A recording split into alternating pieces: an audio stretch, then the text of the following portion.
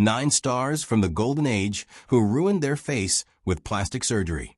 These were faces that embodied an age, timeless beauties whose images launched 1,001 dreams until they set out to defy time itself. The cruel irony surrounding Hollywood's biggest stars isn't that they have grown old. It's what they've done because they couldn't bear it. In their search to preserve that thing for which they were perhaps most famous, they destroyed it once and for all. The worst consultations I ever had were with aging stars who brought in their own publicity photos from 30 years previous and said, "Make me look like that again." It's an impossible task that led to some serious surgical failures, said a plastic surgeon who worked in Beverly Hills from the 1960s into the 1990s. These were no nip and tucks, but extreme makeovers. And it's these stars' most iconic faces that were literally deformed beyond recognition. It's as if they took a scalpel to what made them so iconic. And perhaps it's no surprise they failed as they were making their own early forays into plastic surgery. It was a silent screen legend who set the very standards for beauties in Hollywood. But it's also a cautionary tale about what will happen if they embark on early experiments with facelifts that leave them unable to make an expression. Stars caught in these opposing forces have made decisions that have eventually deprived us of knowing what these iconic faces would have looked like with age. Number 1. Mary Pickford. America's sweetheart, caught in a nostalgic gaze. Mary Pickford was more than a star. She was the star, a co-founder of United Artists, the first actor to command a $1 million contract, and the woman who single-handedly created modern celebrity. Mary's gorgeous golden locks and expressive features made her the darling of silent screen heroines. Fans fell for the movies, and they fell for Mary Pickford. It's no wonder that what happened to her face toward the end of her life is so tragic. Mary Pickford broke ground with film acting, and tragically, she also broke ground with celebrity plastic surgery disasters, said a film historian with expertise in silent film. Mary began serious facelift work in her 30s as Hollywood offered these surgical experiments. It began toward 1933, as Mary reached her 40s and began struggling with her transition from ingenue cinema. Facelifts at this stage were still very much experiments in surgery. It involved little more than pulling back and trimming excess skin. Yet even then, there existed no understanding about facial structure and its relationship with supportive tissues. Facelift surgery, at this stage, were very clumsy and very simple. The skin would be pulled tight like canvas on a frame and removed. A terrible prognosis would be immediately visible. Friends noticed an unusual tightness about Mary Pickford's face, an unconvincing smooth texture that robbed her of any meaningful feature expressiveness. It would have served as a warning flag, but instead, it marked the beginning of a process that would extend several decades. By the 1940s, Mary Pickford's face had settled into its permanent, frozen status that would make her iconic. But it would be at the cost of perpetual silence. Expressive features that spoke so eloquently on silent screens were set firmly into a mask. The bitter irony stood as it would for so many years. Facelifts and plastic surgery would accelerate Mary Pickford's departure from screen life. As new advancements were made with facelifts and plastic surgery, Mary Pickford would watch and wait with excited hope that her next surgery would undo all that had gone wrong before. It would make it all better. But all it would end up doing would be making it worse. Number 2. Joan Rivers.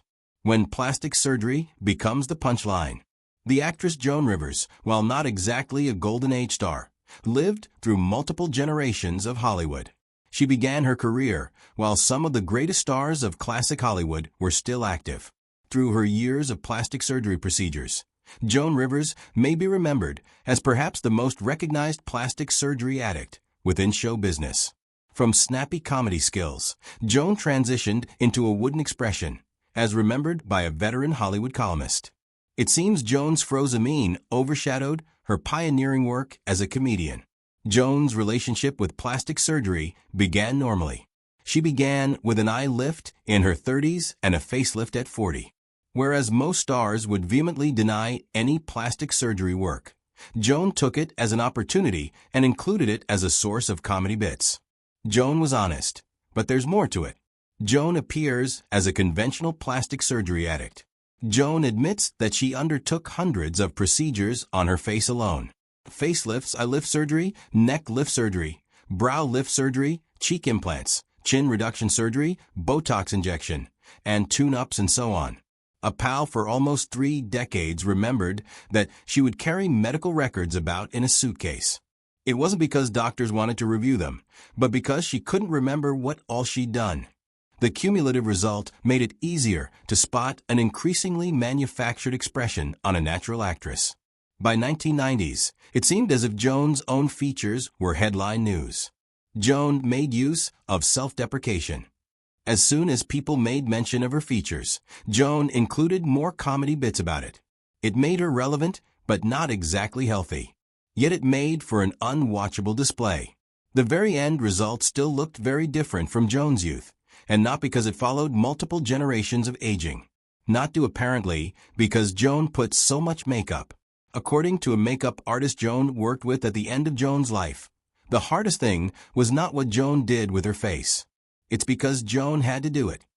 Joan once shared with me, "In this business, wrinkles aren't character. Wrinkles are unemployment." Number 3. Jocelyn Wildenstein. And the warning tale that Hollywood could not resist. Not a golden age actress herself, Jocelyn Wildenstein is the ultimate warning tale that too many golden age actresses have heeded poorly. So extreme and so well publicized were her changes that they have become a case study on surgery addiction. "She didn't age, she mutated," said a Los Angeles surgeon who would not operate on her in the 1990s. It is alleged that her surgery addiction began as a favor to husband Alec Wildenstein, who made money as a billionaire but also had an interest in big cats. Wildenstein sought out surgery to make herself look more like these big cats, with high cheekbones, slanted eyes, and a pushed-in nose. It took facelifts, eye surgery, implants, lip enhancements, chin reconstruction, and a lifetime's worth of fillers. But Wildenstein fundamentally remade herself into something so shocking that it itself would shock a surgery-loving town like Los Angeles. Wildenstein illustrates perfectly the ultimate addiction stage of surgery, wherein surgery no longer becomes an option, but an absolute necessity. Many golden age actresses have seen these procedures as steps on a slippery slope toward what Wildenstein took. To believe that surgery could improve upon nature began it all. Patience, young grasshopper, goes an old message here. Number 4. Zsa Zsa Gabor. Hollywood glamour stuck in perpetually. Zsa Zsa Gabor based her whole career on 3 things: her 9 marriages, her clever quotes, and her stunning looks. As she aged, she was determined to preserve these looks at any cost, which would end up depriving her of her expressive face, famous because it existed. She maintained her glamour but forfeited her expression. As a senior Hollywood photographer who shot her images for several decades put it, "It was as if I were watching a colorful painting getting covered with layers and layers of lacquer, as I witnessed her increasingly freeze her face into immobility."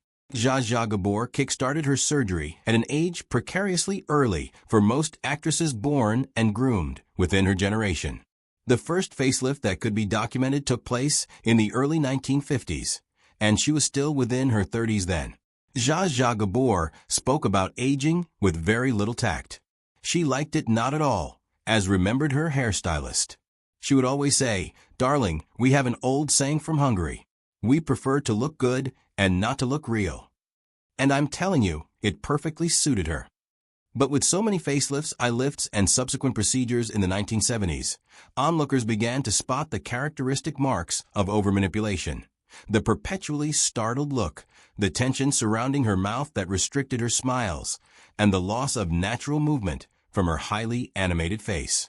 It was particularly sad about Gabor's metamorphosis because her own screen personality had been founded on lively charm and exciting anecdote. As her immobile face became more and more prominent, she attempted to divert attention with larger jewelry, more elaborate hairpieces, and more flamboyant dresses, as if deliberately obscuring what had occurred to her iconic visage. During the 1980s, her face remained largely static on screen. Remembered a director who worked with her on television appearances. "We had to alter our filming technique because her face no longer had the capability to display emotion naturally. We had to rely on voice and hand gestures. Unlike some stars who have faded into seclusion as their surgical changes added up, Gabor remained provocatively visible well into her 80s, even as her likeness became ever more manufactured. Gabor's visibility offered a remarkable and historical glimpse into a seriously altered face. Number 5. Tony Curtis. From Hollywood heartthrob to waxwork immobility. During the 1950s, Tony Curtis represented a new breed of handsome male stars on screen. Sensual and almost too pretty for words, with dark ringlets and a gentle face. He was ideally suited for either romantic roles or action movies. His roles in Sweet Smell of Success and Some Like It Hot settled his status as one of the most handsome stars on screen. It is precisely because he was so attractive that his subsequent metamorphosis clashes with expectation. It was like watching a Tony Curtis mannequin being made with very brief knowledge of what constitutes an actual human form, as a film critic who interviewed Curtis toward the end of his life once quipped. Curtis's surgical changes began to appear in the 1980s, when he would have been in his 60s. At first, it all looked relatively benign, as if he were undertaking a subtle eye lift and facelift. However, as the 1980s passed, the changes became more extreme and less subtle. Men's plastic surgery is more challenging because they have thicker skin and more muscular facial structure, said a plastic surgeon based in Beverly Hills. Moreover, if plastic surgeons tackled a man's facial structure with methods typically employed on women, he would end up with a resultant look that would appear very unnatural. By the 1990s, Curtis's changes had significantly altered his look. His expressive face looked smooth and tight. His skin looked radiant and pulled back, as if it had been constantly facelifted, while it seemed as if his features were two-dimensional. Curtis's metamorphosis struck an especially ironic chord because it took place at a time when he began a new, more colorful, and emotive period as an artist. While his artwork began reflecting more expression and color, he physically began to look as if he had no expression at all, said an art critic at an art exhibition opening. It was pathetic watching him talk about his artwork with a face that barely had any movement. It's as if he put all his expression on canvas. Number 6. Linda Evans. Dynasty, Disaster, and the Destruction of Natural Beauty. Linda Evans was no Golden Age queen, but a woman who ranks as a transition figure between the Golden Age and subsequent decades. She began her career at a time when elder stars from the Golden Age were still highly visible, and her greatest popularity came with the 1980s Crystal Carrington on Dynasty. It is precisely because Linda Evans' own story presents such an extreme and unnecessary metamorphosis from a woman of natural and beautiful physical attributes to someone who, as an older woman, presents a completely different visage that her story might be so instructive.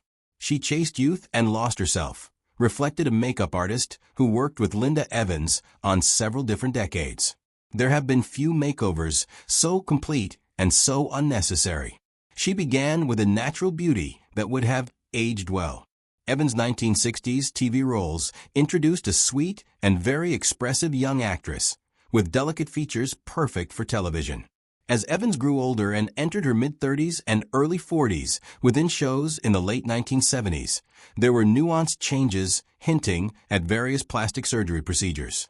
However, once her TV series, Dynasty, ended within the late 1980s, more overt changes began. As Evans entered her late 40s and early 50s, her facial features underwent changes that even plastic surgery-crazed Hollywood found frightening. With each passing encounter with her, explained an entertainment journalist, she looked less and less like herself and more like someone's try at recreating Linda Evans. Number 7. Priscilla Presley was betrayed by the secret world of black market beauty procedures. She had a special status within American society, not truly a traditional star, but a sort of American royalty because of her marriage to Elvis. Presley's own beauty was world-renowned, making her subsequent facial tragedy all the more appalling. As described by a plastic surgeon who advised her after the fact, Presley had trusted the wrong person and paid for it every time that person looked into a mirror. During the 1960s and 1970s, Presley's natural beauty was so incredible. High cheekbones, almond eyes, and petite facial features that snappers loved getting on film.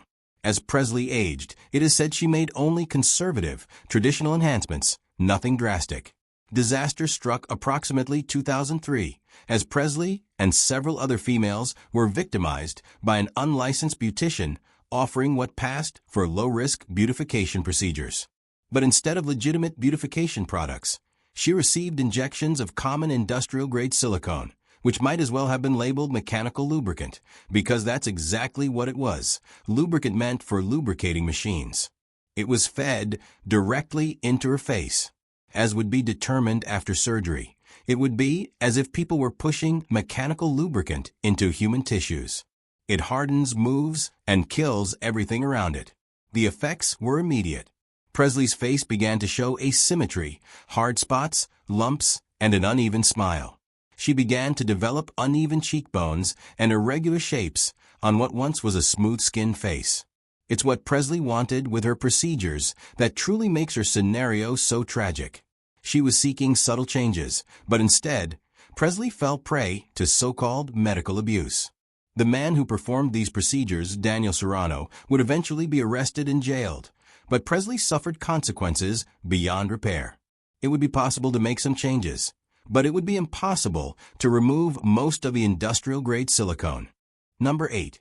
Carol Baker epitomizes the impact that Hollywood notions of beauty can have on a career, and sometimes on what made a star so special. She burst upon the scene with her daring turn in Baby Doll in 1956, combining innocence and sex appeal in a manner that made her an overnight sensation.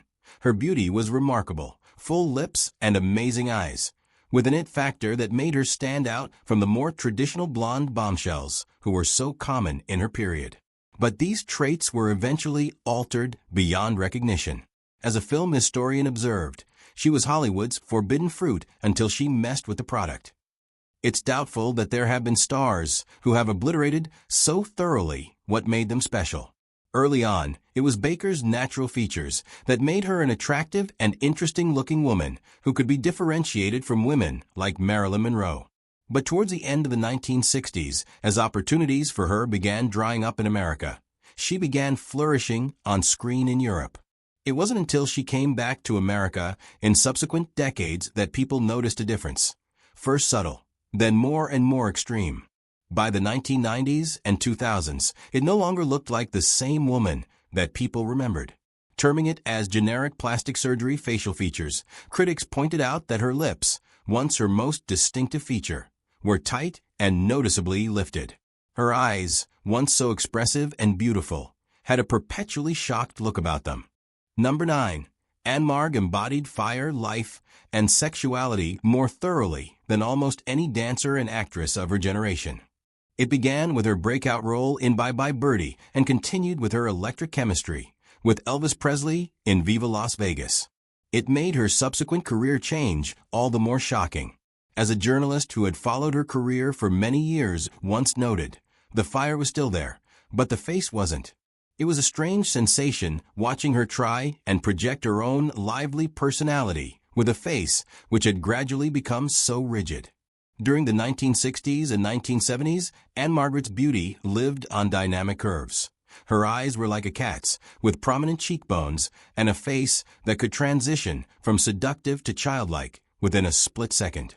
But it was her expressiveness that made her so radiant on screen. Eventually, there were more subtle surgery enhancements, then more overt changes that began with the 1990s and 2000s. As a result, Ann-Margret's expressive features slowly began to tighten with a smooth skin associated with multiple surgical enhancements. The directors who worked with her toward the end reflected on the experience. She still had amazing energy and movement, but it had become difficult for her to express emotions on screen. So we had to shoot her from a distance. We rarely had her at tight close-up anymore. Her smile, which once beamed widely and warmly, narrowed. Fans who traced her career reported that if you just looked at her with a tight close shot from the 2010s, you might not know it's her. But as soon as she spoke or moved, it's unmistakably her. The tragedy here is that it's precisely her efforts to maintain her youth that have truncated the expressiveness that once so clearly marked her. Moreover, unlike so many actresses of her generation, she hasn't retired from before an audience. She continues to perform, to dance, to engage, and to light every room with her presence and with her fire. The tragedy is that it's precisely these methods intended to maintain her youth that have reduced her expressiveness.